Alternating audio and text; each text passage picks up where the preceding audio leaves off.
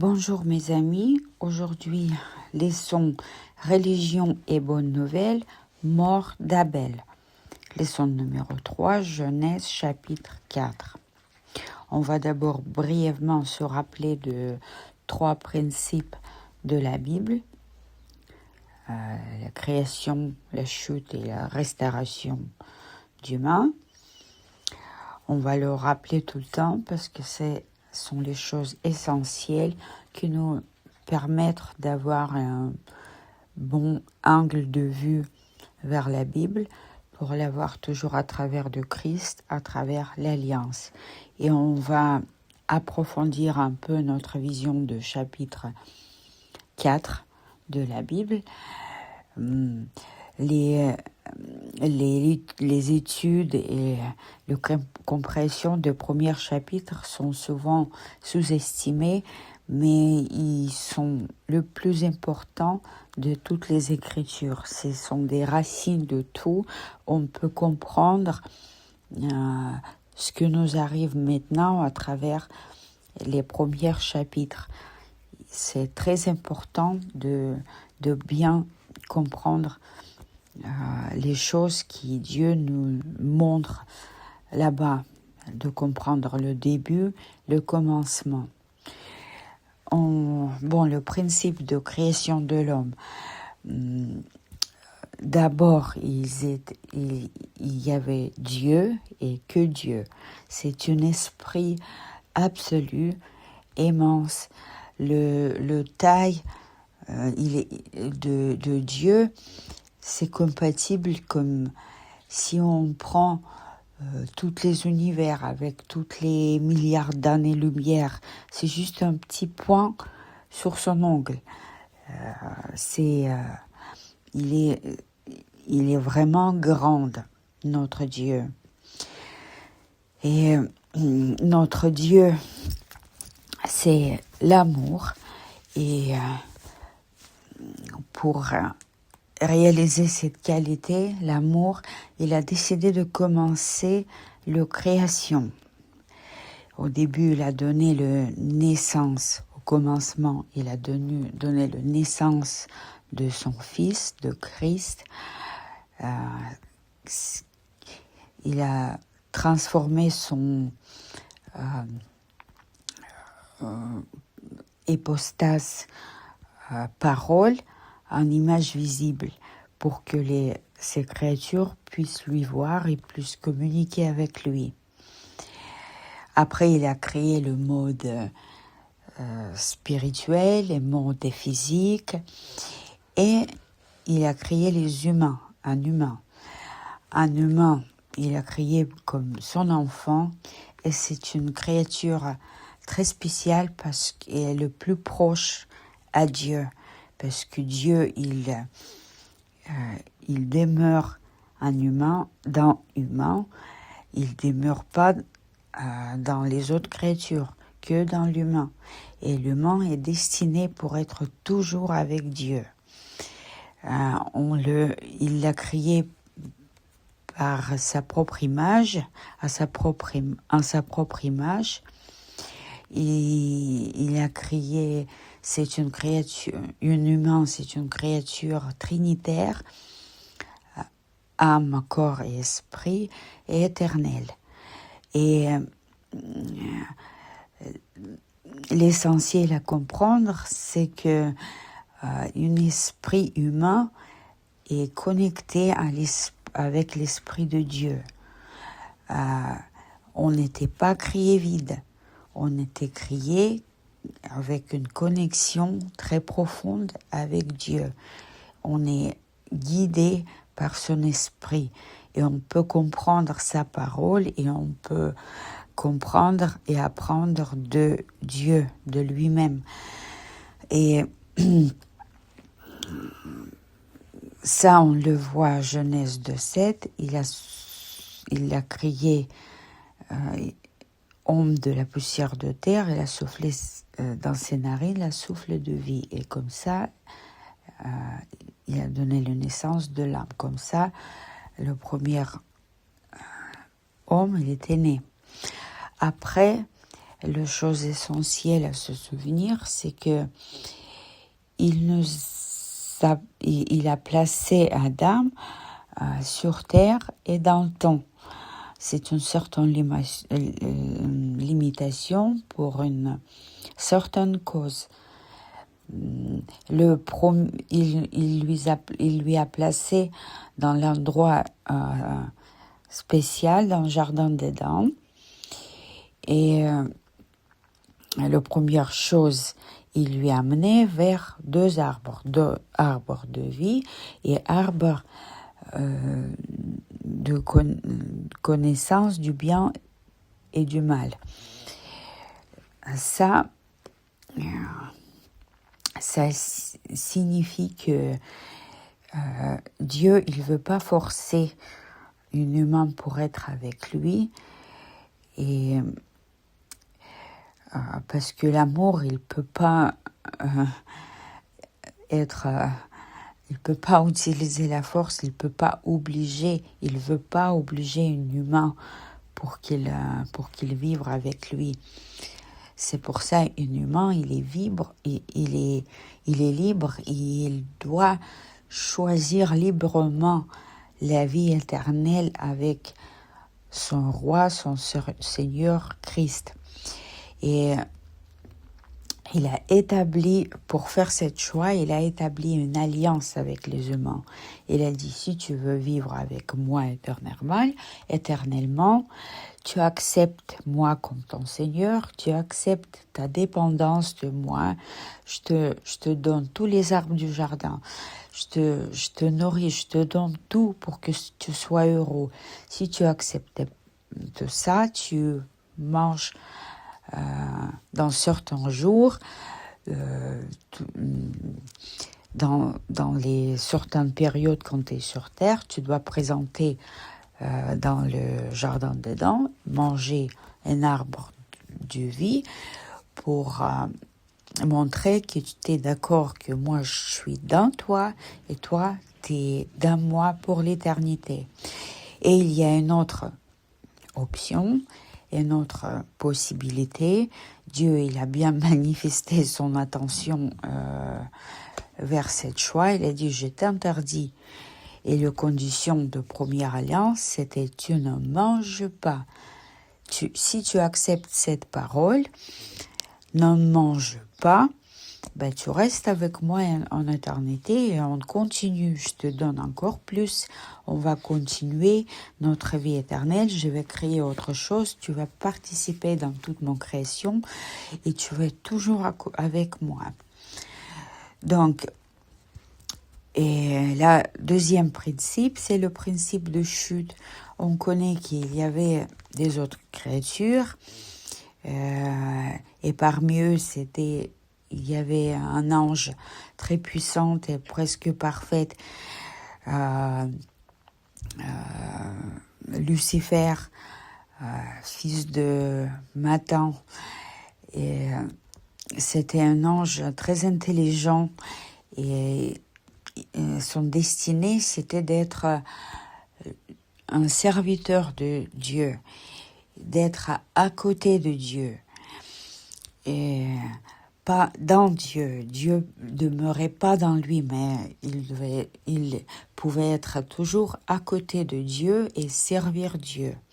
Et cet ange, quand cet ange, il a compris que Dieu, il a créé les humains comme ses propres enfants, pour être toujours avec lui. Et Dieu lui proposait à servir les humains aussi, mais de les servir pas dans une manière directeur, pas pour diriger les humains, mais en niveau plombier, quoi.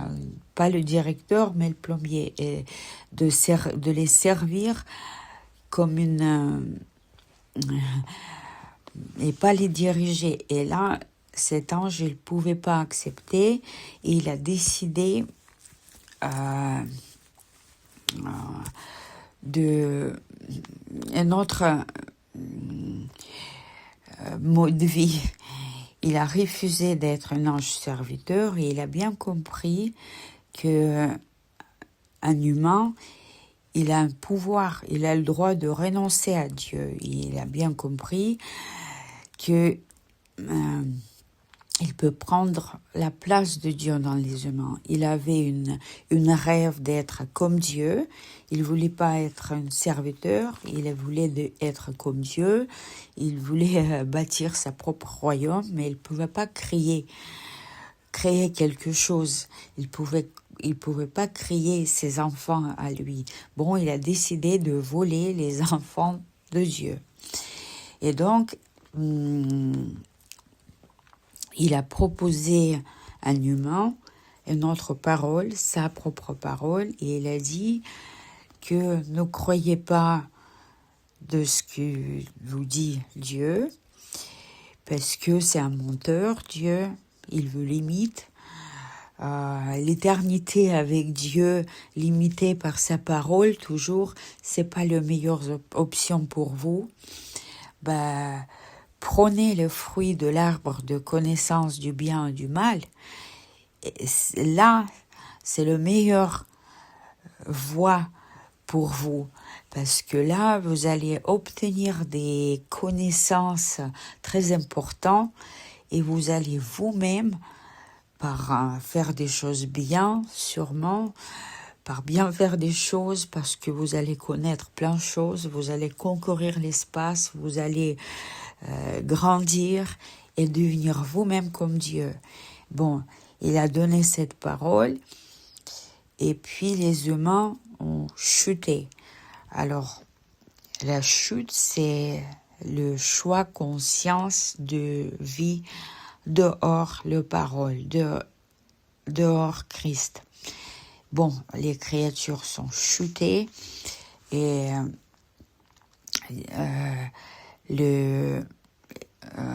cet ange, il a réussi à convaincre le tiers des autres anges de Dieu parce qu'il avait besoin d'eux.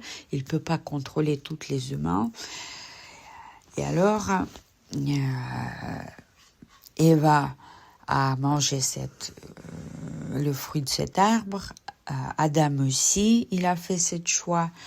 Et alors, toute l'humanité, il était condamné à mort. La séparation éternelle avec Dieu. Et Lucifer et ses anges, ils étaient condamnés au feu éternel. Et les humains, ils entendaient, ils ont entendu une autre chose. Ils ont entendu l'évangile et la bonne nouvelle, parce que Dieu a voulu restaurer ses relations avec les humains. Il voulait restaurer l'alliance. Et comment il a proposé de le faire? Il est venu et il a proposé il a donné le promesse de la semence de la femme. Il a dit que moi-même, je vais être né sans participation d'un homme, parce que le semence humain est devenu impur, les hommes sont chutés, ils sont devenus mortels, leur corps ont changé, et puis il était vendu au péché, quoi. Les hommes devenus des pécheurs. Et il a dit qu'il va être né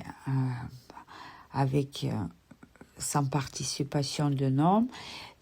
Christ, il a dit que je veux venir et je vais prendre la ressemblance de chair mortelle, je vais devenir mortel et je vais briser la tête de diable. Et je vais annuler toutes ses œuvres. Comment? Il a tué les animaux dans le jardin d'Éden, il a coulé leur sang, il a il a fait les manteaux de peau pour Adam et Eva. Comme ça, il a montré que il va le faire par la souffrance. Le salut va être donné par la souffrance parce que le salaire de péché, c'est la mort. C'est là qu'il va payer. Il va mourir lui-même pour nous. Et sans l'effusion du sang, il n'y a pas de pardon. Il va le faire par souffrance et par effusion du sang. Et donc, les humains, ils étaient contents de l'entendre. Ils acceptaient les nouvelles conditions d'alliance, la foi en Christ à venir. Et ils étaient restaurés. Ils étaient nés à nouveau. Ils acceptaient l'avenir de Christ et il acceptait sa sacrifice comme le seul nécessaire et suffisant pour le pardon de tous les péchés, passés, présents et futurs, et de régler tous les problèmes de mal, les problèmes de malédiction, tous les problèmes doivent être réglés par cet sacrifice. Ça, c'est la nouvelle foi, nouvelles conditions d'alliance. Et là, on voit l'exemple de la foi et de la culte correcte. Comment on fait le choix sur terre, on fait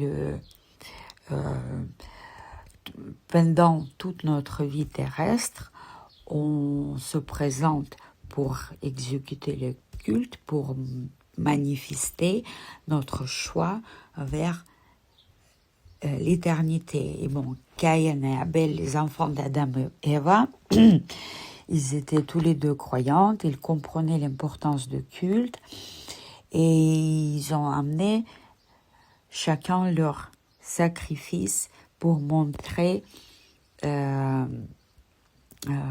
leur statut, leur attitude envers Dieu. Et on voit que le sens du sacrifice d'Abel, c'était l'effusion du sang, le foi en Christ. Jésus-Christ lui appelle prophète de Dieu parce qu'il acceptait la parole de Dieu, l'alliance et la bonne nouvelle.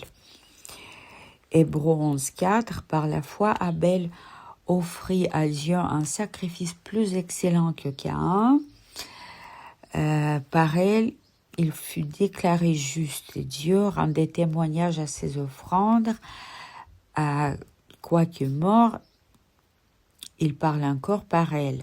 Lucas 11, 49, 51, c'est pourquoi aussi la sagesse de Dieu a dit « Je leur enverrai des prophètes et des apôtres, et ils en tueront et persécuteront quelques-uns, afin que le sang de tous les prophètes qui a été versé depuis la fondation du monde puisse être redemandé à cette génération, depuis le sang d'Abel jusqu'à le sang de Zacharie. » Donc Abel, c'est un prophète, Jésus-Christ, lui, il nous confirme.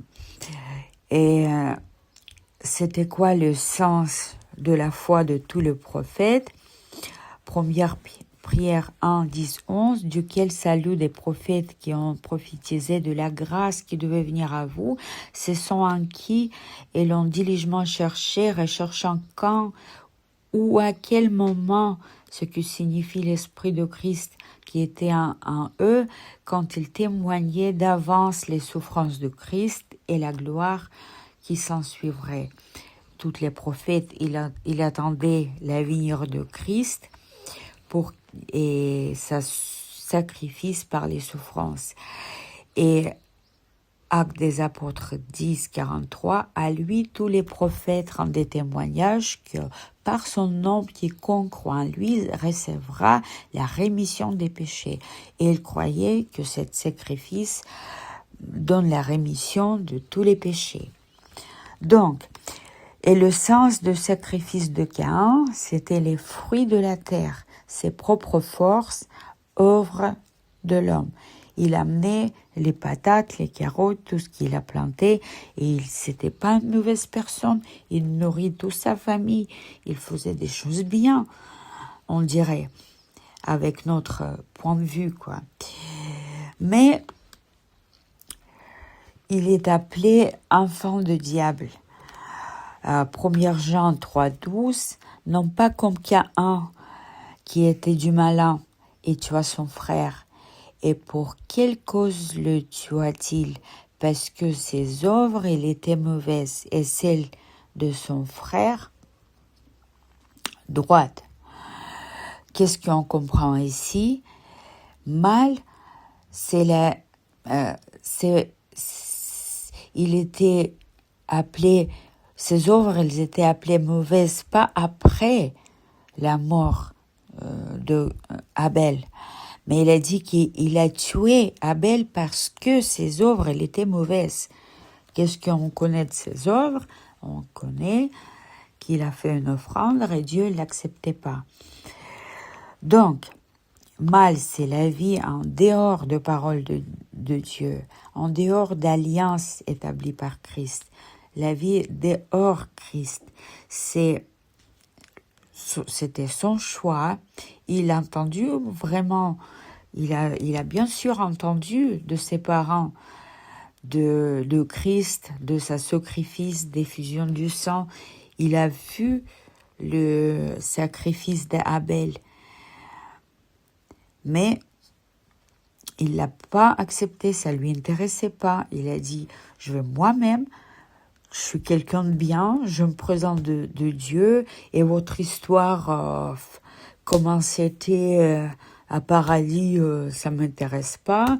Votre histoire de Christ m'intéresse pas. J'ai pas besoin que quelqu'un meure pour moi. Moi, je suis quelqu'un de bien, je tue pas les animaux. Voilà, c'était ça, sa position. Bien, le bien dans la Bible toujours, c'est la vie dans la parole de Dieu, dans l'alliance. C'est le choix de l'homme et c'est la cause première de toutes les actions justes dans la Bible. Qu'est-ce qu'on voit encore, les choses importantes de ce chapitre? Genèse 4, 6, 7, on voit que Dieu, après quand Caïn il a commis un meurtre, on voit que Dieu vient lui parler, il lui détruit pas, il lui punit pas. Dieu, il comprend le péché. Il comprend, il montre il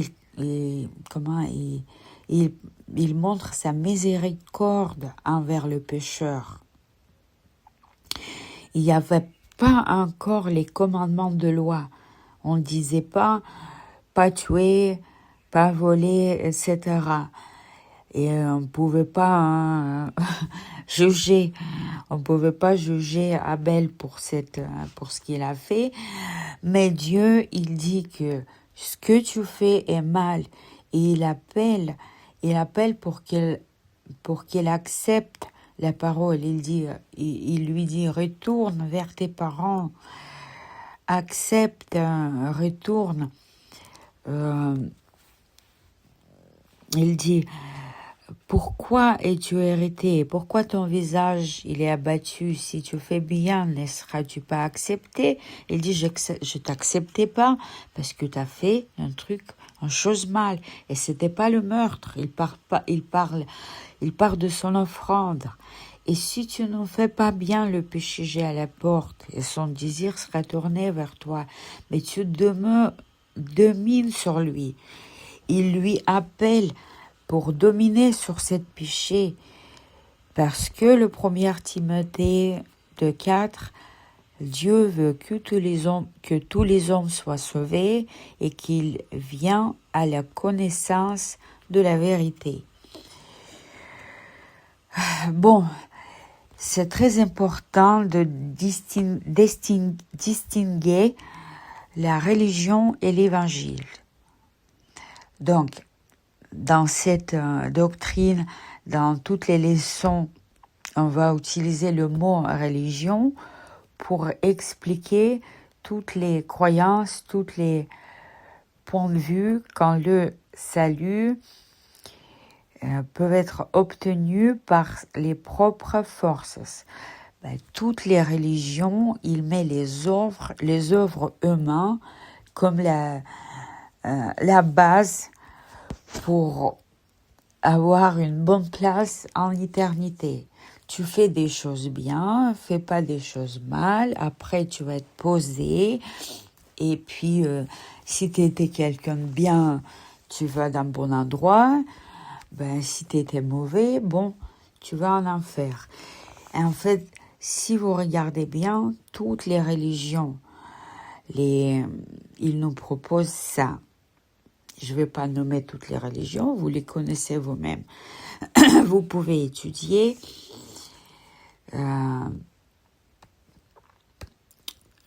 C'est toujours la même chose.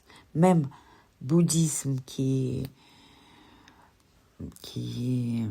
dit que il faut aller vers Nirvana, mais c'est toujours par suivre le bon karma, par être quelqu'un de bien, c'est comme ça que tu peux obtenir le succès spirituel, succès physique, tout le succès tu peux obtenir par tes œuvres.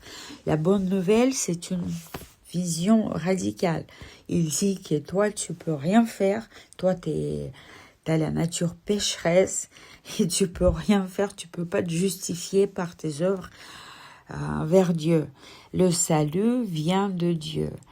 Christ est mort à ma place. Et le salut, c'est la donne. Tu peux pas le mériter, tu peux pas l'obtenir en faisant ceci et cela. Ça, c'est une vision radicale et complètement différente de tous les autres. C'est très important de comprendre l'apparition de religion. Allez, on va suivre l'idée de Bible, on va suivre l'image qui nous proposait Dieu pour comprendre ces choses profondément. La religion, en fait, c'est notre parole. Parce que Dieu, il nous donnait sa parole qui nous explique notre place dans l'éternité, notre place dans son royaume, ce qui est Dieu, qui sommes-nous, et comment on va vivre. Et il nous explique que la méthode, comment on peut s'accrocher à Dieu, c'est d'accepter, en certaines conditions, l'alliance avec Dieu, c'est par acceptation de sa parole. C'est la parole de Dieu.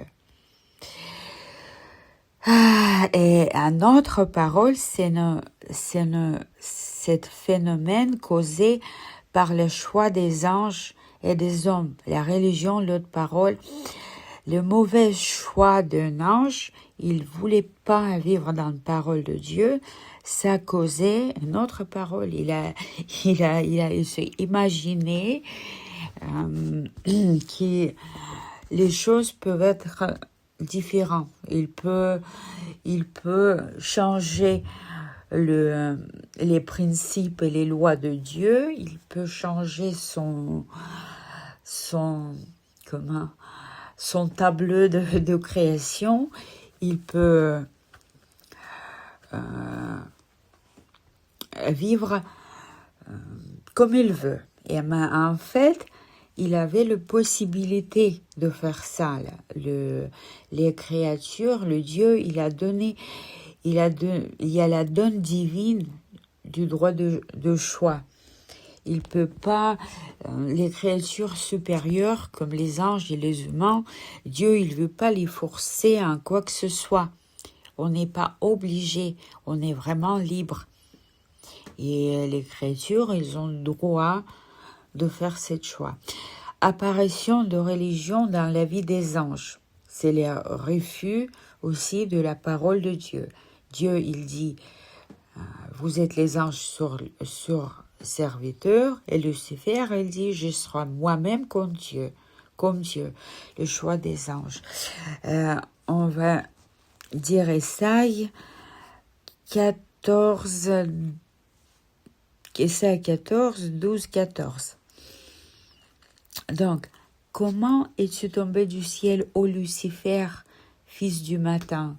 Comment as-tu été abattu à terre, toi qui affaiblissais les nations, car tu disais dans ton cœur, j'ai montré au ciel, j'élèverai mon tronc au-dessus des étoiles de Dieu. Je m'assiérai aussi sur le mont de la congrégation sur les côtés du nord. J'ai montré au-dessus de haut des nuages, je serai semblable au Très-Haut. Bon, au lieu de servir dans le royaume de Dieu, il voulait bâtir sa propre royaume et de s'asseoir au trône et régner sur les créatures des hommes. Donc, voilà, c'est une autre parole dans sa vie. Cette image, c'est pas Dieu qui a proposé, c'est lui qui était le premier pour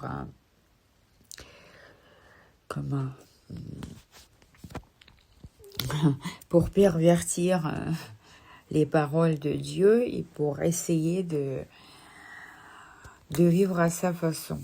Apparition de la religion dans la vie des hommes, c'est le refus de la parole de Dieu. Vous serez vous-même comme des dieux. C'est le serpent qui a proposé. Bon, c'est une autre parole qui était proposée. Et en acceptant ces paroles, le choix était fait. Et après, quand le choix était fait, il l'approuvait il mangeait l'arbre de connaissance, de vie, du bien. C'est pas la fait de manger l'arbre, mais c'est la fait d'accepter notre parole. C'est ça, en fait, le péché. Oui. Après, qu'est-ce que leur est arrivé? Ils ont tout de suite retrouvé les défauts dans eux. Ben, bien sûr, parce que l'état correct d'un humain, c'est être dans la parole de Dieu. Ça donnait le gloire, la lumière sur le corps d'un humain, l'immortalité. Et là, ils ont perdu tout ça. Le corps, il a devenu mortel. Et puis, il a vu les défauts dans leur corps. Les défauts, ça représente la nudité. Ils ont découvert la nudité, le défaut de leur corps, qui représente le péché maintenant dans leur vie. Et leur nature pécheresse maintenant. Et qu'est-ce qu'ils font? Ben, ils se font les feuilles de figuier pour se présenter devant Dieu, de ne pas être nu. Ça, c'est aussi, si on voit bien, c'est la première religion. On va mettre les feuilles de figuier. C'est nos propres œuvres. On va coudre nous-mêmes on n'accepte pas vous voyez la différence. Le Dieu, il nous donnait les vêtements de peau et les humains les acceptaient. Et là, le différent voit, ils ont cousu les feuilles eux-mêmes pour couvrir les problèmes de péché, leur nudité, leurs propres œuvres. C'est le prototype aussi, un exemple de religion dans l'humanité, dans la vie des humains. Donc, la vie en dehors de la parole de Dieu, en dehors de Dieu, c'est la vie dans la religion. C'est un axiome spirituel. Si tu n'acceptes pas la parole de Dieu, donc forcément, tu vas vivre dans une autre parole, dans un autre point de vue. Et ça, c'est un axiome. Jésus, il a dit, si tu n'es pas avec moi, tu es contre moi. Il n'y a pas le troisième option. C'est que on ne peut pas être... des fois, les gens disent, je suis ni avec Dieu, ni avec diable, je suis moi-même. comme si le troisième état, ça existe. Non, ça n'existe pas. Soit tu es dans la parole de Dieu, soit tu es dans l'autre parole proposée par une autre créature. Et ces paroles, c'est même pas forcément de croire dans l'autre Dieu. Ça peut être aussi comment ça s'appelle, l'athéisme.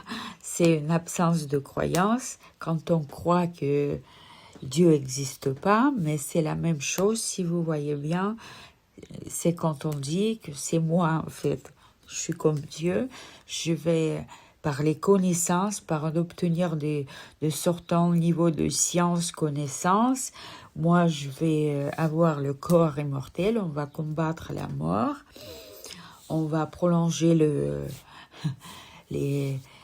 la vie d'humain, on va conquérir l'espace, on va voyager à travers des galaxies. Bon, on voit tout. C'est le même principe, la même idée. Bon, on va continuer le chapitre Genèse 4, 8. Et Caïn parla à Abel, son frère, et il arriva lorsqu'ils étaient au champ que Caïn se lava contre Abel, son frère, et le tua. Bon, on voit toujours que cet esprit qui conduit les enfants de désobéissance, il se montre toujours très agressif vers les enfants de Dieu, parce qu'il veut toujours arrêter la transmission de parole de Dieu, d'arrêter que Abel explique aux seus enfants ou aux autres le sens de sa sacrifice.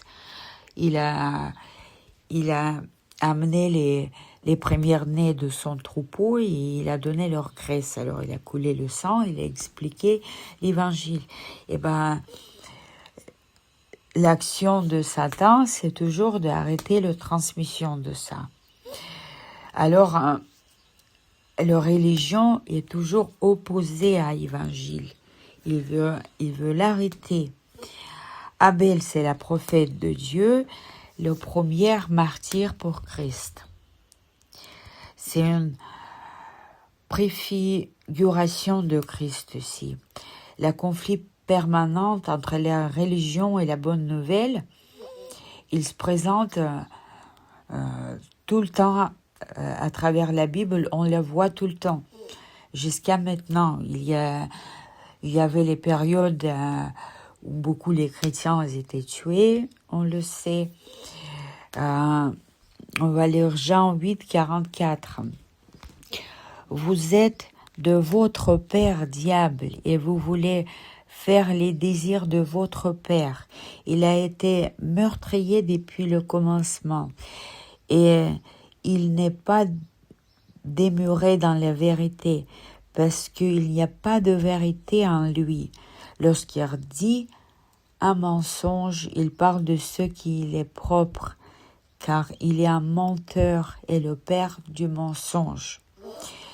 Jean 10, 33, les Juifs les répondit disant, « Ce n'est pas pour une bonne œuvre que nous te lapidons, mais pour blasphème, parce que toi, étant un homme, tu te fais Dieu. » Donc on voit que les Juifs, ils étaient croyants.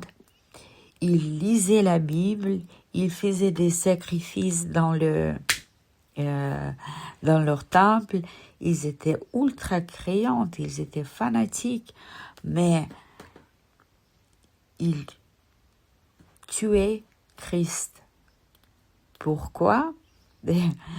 Parce que ce sont les enfants de diable. Ils n'acceptaient pas les deux conditions d'alliance, l'essentiel, que accepter Christ comme Dieu et accepter sa sacrifice pour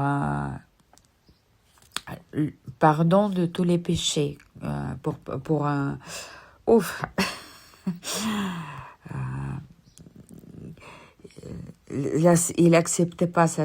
Pour obtenir le salut, il faut accepter Christ comme Dieu, Jésus-Christ comme Dieu, et son sacrifice comme le seul nécessaire et suffisant pour le pardon de tous les péchés. Donc, qu'est-ce qu'il acceptait pas, les pharisiens? Ils disent, on va te tuer parce que toi, t'es pas Dieu, t'es une humain. Tu t'appelles Dieu, mais c'est pour ça on te tue. Donc, ce sont les enfants de désobéissance, les enfants de diable qui veulent faire quoi? Toujours, il s'oppose aux bonnes nouvelles, il s'oppose à l'évangile, il veut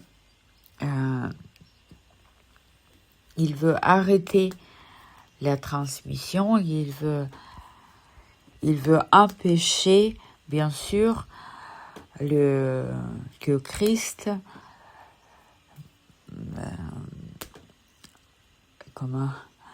il parvient à sa mission, quoi. Ils veulent détruire. Donc, Romains 9, 30, 33, que dirons-nous? Que les gentils qui ne poursuivront pas l'impartialité sont parvenus à l'impartialité. L'impartialité, dis-je, qui vient de la foi. Mais Israël, qui poursuivait la loi d'impartialité, n'est pas parvenu à cette loi d'impartialité. Pourquoi? Parce qu'ils ne l'ont pas cherché par la foi, mais comme s'il venait par les œuvres de la loi. Car ils ont trébuché contre cette pierre d'achoppement, selon qu'il est écrit, voici je mets en Sion une pierre d'achoppement et un roc de scandale, et quiconque croit en lui ne sera pas honteux. Donc, ils posaient leurs espoirs en quoi? En ses propres œuvres, parce qu'ils essayaient de suivre la loi à la lettre. Il essayait de ne pas pécher pour se justifier envers Dieu et par ses propres œuvres avoir la place au paradis. Donc,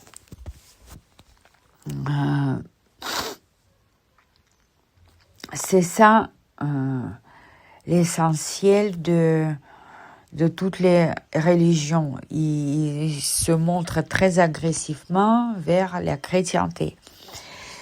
Donc, on va continuer à lire Genèse 4, 9, 15. Et le Seigneur dit à Caïn, « Où est Abel ton frère ?» Et il dit, « Je ne sais pas. Suis-je le gardien de mon frère ?» Et le Seigneur, dit, « Qu'as-tu fait ? La voix du sang de ton frère crie de la terre jusqu'à moi. Et maintenant, tu es maudit de la terre, qui a ouvert sa bouche pour recevoir de ta main le sang de ton frère. Quand tu cultiveras le sol, il ne te rendra plus son fruit. Tu seras fugitif et vagabond sur la terre. » Et Caïn dit au Seigneur, « Ma punition est plus grande que je ne puis porter. Voici, tu m'as chassé aujourd'hui de dessus cette terre, et je serai caché de devant ta face. Et je serai fugitif et vagabond sur la terre. Et il arrivera que quiconque me trouvera me tuera. » Et le Seigneur lui dit, « C'est pourquoi quiconque tuera Caïn sera vengé 7 fois. » Et le Seigneur mit une marque sur Caïn pour que quiconque le trouverait ne le tue pas. Donc, Genèse 4, 9, qu'est-ce qu'on voit qu'il y a? Caïn, il représente ni regret, ni de répétence. C'est la tromperie de Dieu. Il dit, je sais pas où il est Caïn. Il n'y a aucun regret. C'est aussi comme Adam, est-ce que tu as mangé le fruit? Non, c'est ta femme qui m'a donné. Et en plus, c'est toi qui m'as donné cette femme. Donc, aucune répétence, aucun regret. C'est l'état de pécheur. On comprend pas il comprend pas le parole, il comprend Dieu, pas Dieu, il comprend pas ses fautes, il se rend pas compte. C'est Dieu qui est mauvais, qui veut me punir, c'est jamais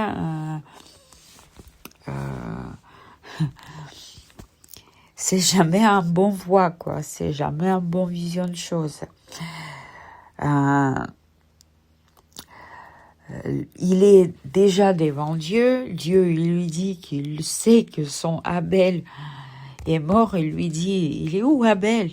Il lui dit, il est avec moi maintenant, Abel. Il est avec moi, je sais où il est. Est-ce que toi, tu sais où il est? Il l'appelle à réfléchir. Si le sang d'Abel, il a coulé, mais il a disparu pas. tu connais que l'éternité va venir, mais on voit aucune conscience. Il a peur seulement pour sa propre vie sur terre. Il a peur pour le visible. Il a peur de pas pouvoir élaborer la seule. Il a peur de pas pouvoir s'enrichir, il a peur de la vengeance des enfants d'Adam. Il pense pas de l'éternité. Genèse 5, 4. Et les jours d'Adam, après qu'ils l'ont engendré Seth, attendez. Oui. Après qu'il eut engendré Seth, furent de 800 ans, et il engendrait des fils et des filles. Donc, on va lire encore Genèse 4, 16, 24. Et Caïn sortit de devant le Seigneur et demeura dans le pays du nord, à l'est d'Éden. Et Caïn connut sa femme, et il conçut un enfant Énos. Or il construit une ville et appelait le nom de la ville le nom de son fils Énos. Et à Énos naquit Irad, et Irad engendra Méhujaël, et Méhujaël engendra Méthusal, et Méthusal engendra Lamech. Et Lamech prit 2 femmes, le nom de l'une était Ada, et le nom de l'autre Zilla. Et Adam enfanta Jabal. Il fut père de ceux qui demeurent dans des tentes, et de ceux qui ont du bétail. Et le nom de son frère était Jubal. Il fut père de tous ceux qui menaient le harpe de l'orge. Et Zilla, elle aussi, donnait naissance à Tubal-Caïn, qui enseignait toutes sortes d'artisans, se servant du cuivre et de fer. Et la sœur de Tubal-Caïn fut Naama, et Lamech dit à ses femmes, Ada et Zilla, entendez ma voix, vous femmes de Lamech, écoutez ma parole, car j'ai tué un homme pour ma blessure et un jeune homme pour ma meurtrissure. Si Caïn est vengé cette fois, assurément Lamech, ça sera 77 fois. Donc, qu'est-ce qu'on voit ici? On voit le choix de Caïn, c'est l'éloignement définitif de Dieu, le sens de sa vie en dehors de Dieu. Il a cherché les choses visibles,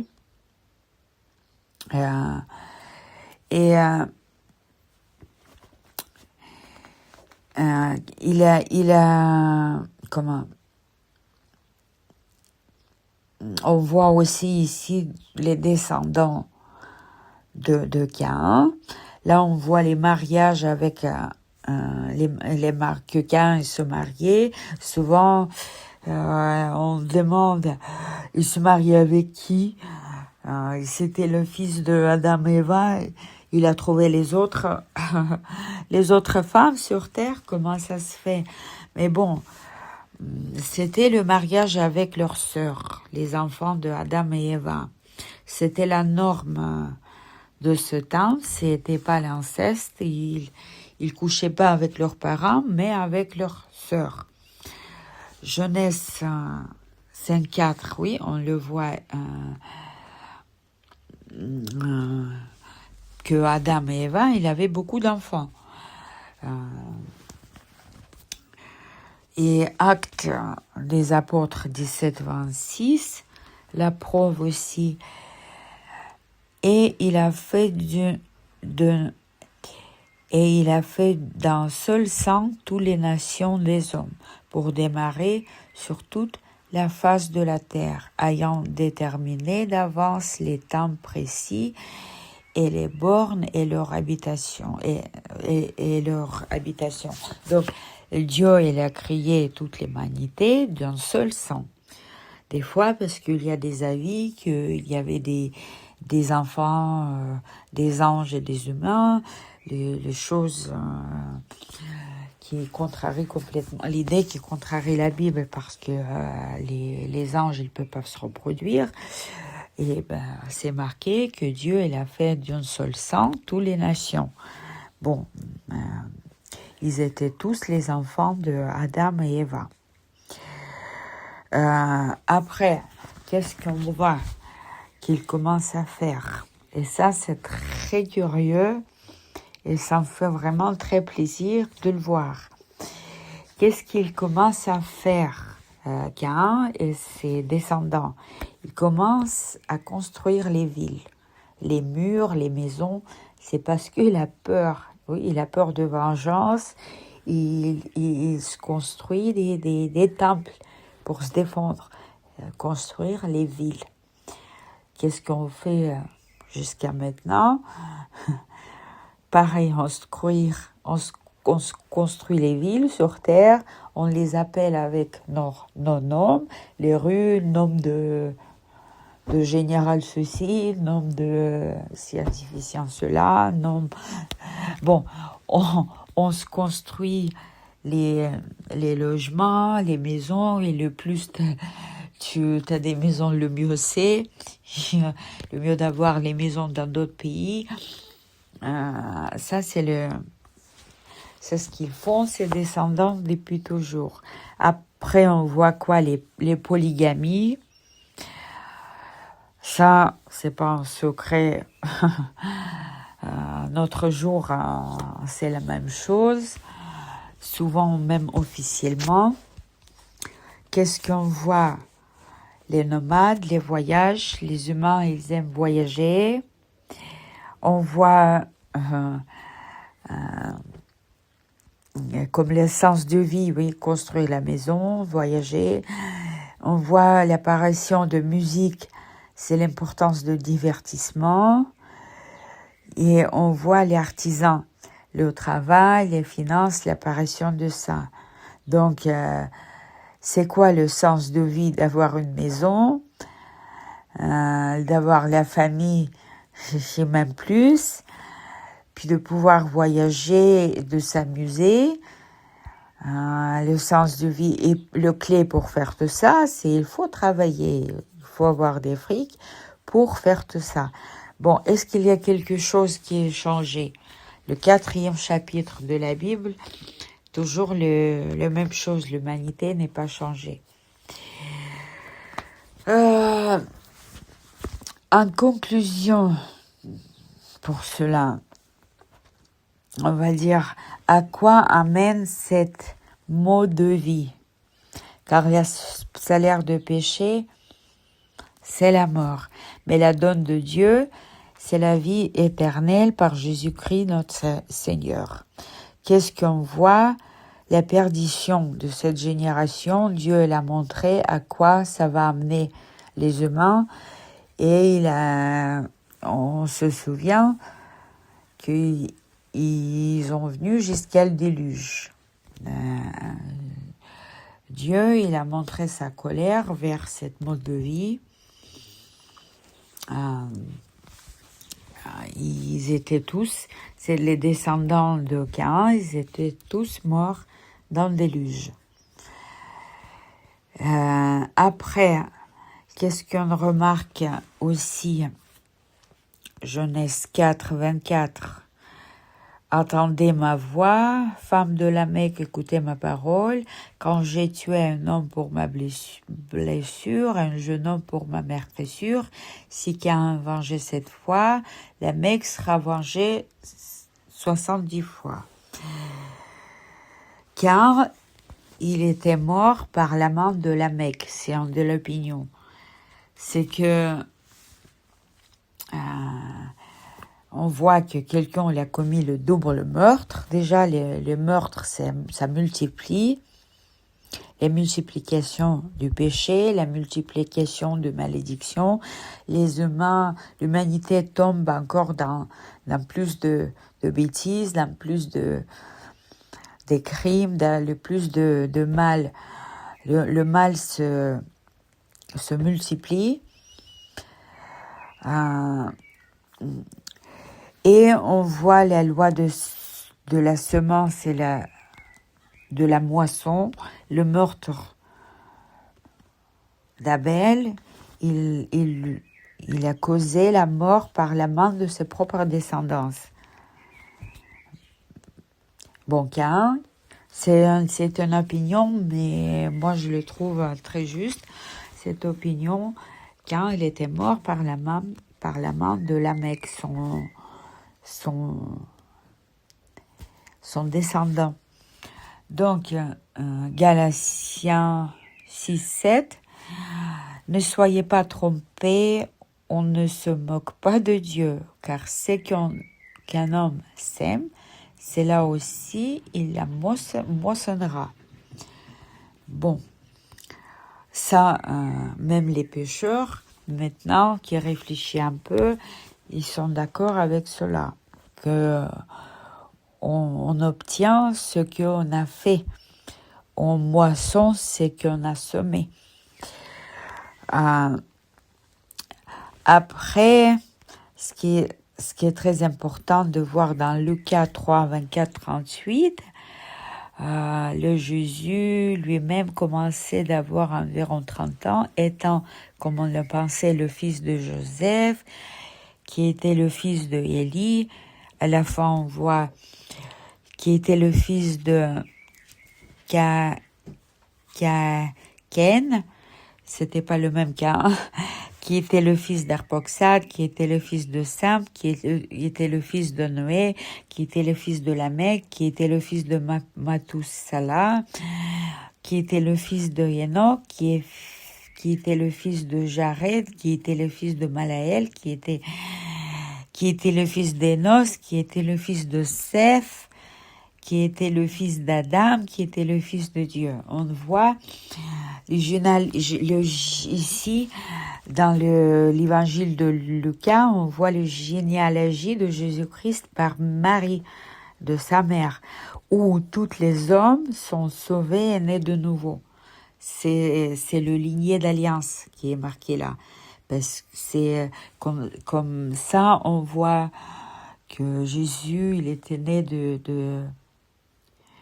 lignée pure, oui, où tous les hommes ils étaient sauvés, qui transmis leur foi, les conditions d'alliance, bouche à bouche à prochaine génération. Ouais. Qu'est-ce qui est l'important à retenir de cette leçon? Certainement, la même chose que toujours, c'est l'importance de compréhension correcte de l'exécution de la parole de Dieu, la foi correcte en Dieu. On ne croit pas à ma façon, comme je veux, il faut bien comprendre la foi de Dieu qui nous donnait dans sa parole, dans les Écritures, dans la Bible. Importance du sens correct de la vie pour homme.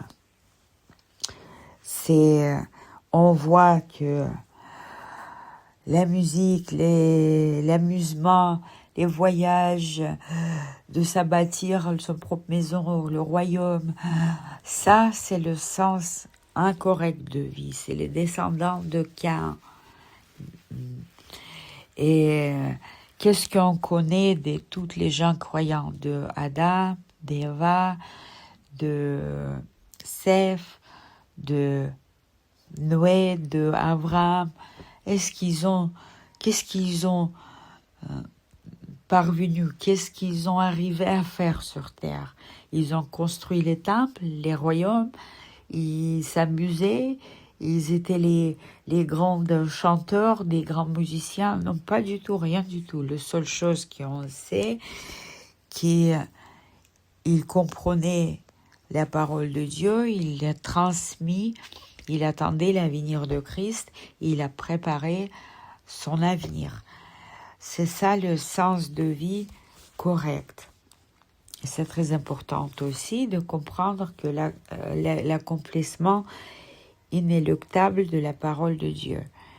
Tout ce que Dieu a dit va certainement se faire. Et là, on ne doute pas. Il a placé son parole au-dessus de lui-même. Tout ce qu'il a dit va être accompli. Ça, c'est la chose importante à venir et c'est pour ça, c'est très important de connaître tout ce qu'il a dit dans la parole.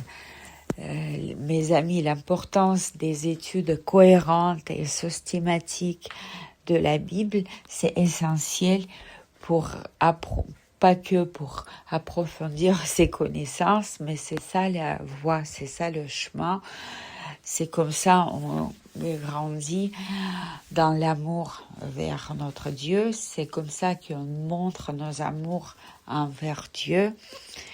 Acceptez ma parole et je demeure en vous et moi je demeure et fais ce que je vous dis, vous demeurerez en moi. Bon, on le parlera encore dans les prochaines leçons.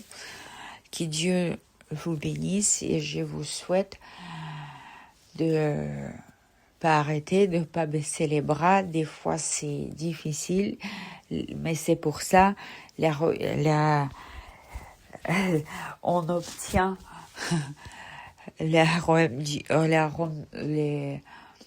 il faut travailler. Oui, il faut faire des efforts, mais pas par nos propres œuvres envers les lois ou quelque chose, mais les efforts dans l'étude cohérente et systématique de comprendre bien la doctrine de Christ qu'il nous a expliqué. Il a fait. Qu'est-ce qu'il a fait? Il a toujours expliqué les Écritures aux apôtres, aux disciples et à tous les gens. Qu'est-ce qu'ils faisaient les apôtres? La même chose. Il y avait les écoles de prophètes dans l'ancien temps. C'est pas les écoles de bons veillants. Qu'est-ce qu'il nous arrive demain? Le prophétie, c'est de comprendre ce qu'il dit Dieu, ce qu'il dit dans sa parole. C'est des choses qui vont venir et c'est de comprendre bien la parole de Dieu, ça nous donne la compréhension de tout, de passé, de présent et de futur pour nous et pour toute l'humanité. Et quand on va faire bien le cours des leçons, on va apprendre bien, on va connaître très très bien même l'Apocalypse, ça va être le livre ouvert et je vous dis honnêtement, on connaît très très bien quand il va venir la deuxième fois et qu'est-ce qui va arriver et tout. J'espère que ça vous intéresse et j'espère qu'on se voit la prochaine fois et que Dieu vous bénisse. Amen.